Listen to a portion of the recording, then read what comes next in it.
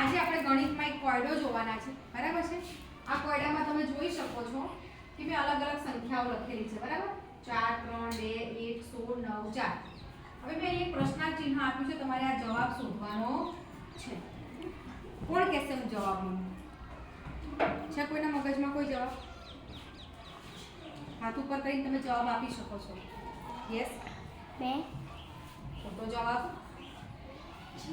ખોટો જવાબ? ખોટો જવાબ? ખોટો જવાબ. બરાબર છે? તો હવે આપણે એનો સાચો જવાબ જોઈશું. જો તમે ધ્યાનથી જોતા હો તો આ કોયડામાં જુઓ. આ કેટલી સંખ્યા છે?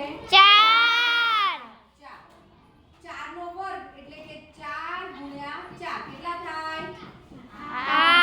4 ગુણ્યા 4 16 તો આ 4 ની સામે 16 આપેલા છે. જો છે 3 નો વર્ગ બરાબર 3 ગુણ્યા 3 કેટલા થાય? 3 તરી 9 વેરી ગુડ 9. પછી કેટલા આપેલા છે?